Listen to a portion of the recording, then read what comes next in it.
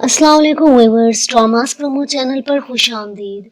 Viewers, drama serial Ertugrul गाजी के season 5 की episode 2 में आप देखने वाले हैं। बाजार में कुछ लोग अर्तुगरुल से कहते हैं कि आपके बेटे गुंदोज ने हमें सूद पर सोना दिया है। अर्तुगरुल गुंदोज को कबीले ले आता है और उससे पूछता है कि तुम सूदखोरों के साथ कैसे कारोबार कर सकते हो। गुंदोज अर्तुगरुल से कहता है कि बाबा, मैं नहीं जानता था कि ये लोग सूद का कारोबार करते हैं। अर्तुगरुल गुंदोज के मुंह पर एक जोरदार थप्पड़ मारता है और उसके बाद गुंदोज मरकजी खेमे से निकल आता है।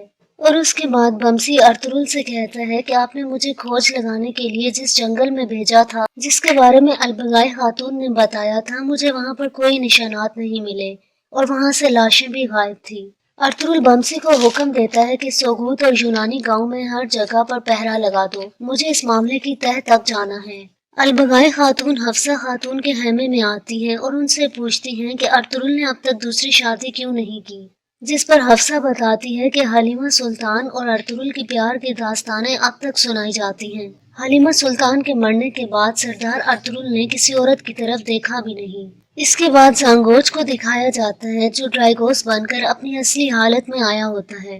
ड्रैगोस सरमायों से कहता है कि तुमने काइयों को तबाह करने के बाद सोगूत पर अपनी हुकूमत कायम करनी है। रात के वक्त अर्तुगरुल अपने खानदान के साथ खाने पर बैठा होता है कि मंगोल उसके कबीले में आ जाते हैं। मलिक शाह के मना करने के बावजूद मंगोलों का सरदार मरकजी खेमे में दाखिल हो जाता है। मंगोल अर्तुगरुल का दस्तरखान देखने के बाद उस पर हंसता है और कहता है कि अब तक तुम लोगों ने बहुत मजा कर लिया, लेकिन अब के बाद तुम ऐसे मजे नहीं करोगे।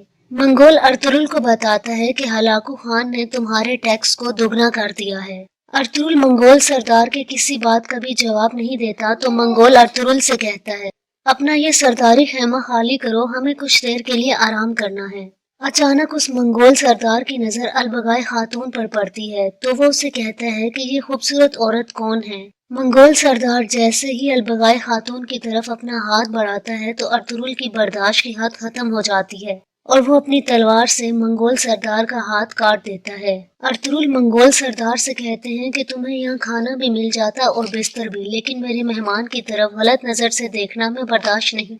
अर्तुगरुल वो सिपाही को हुक्म देता है कि इन मंगोलों को खेमे से बाहर निकाल दो और उनका हाथ भी उन्हें दे दो। मंगोलों के जाने के बाद अर्तुगरुल अपने खेमे वालों से मुखातिब होकर कहता है कि ये लोग हमें डराएंगे, धमकाएंगे।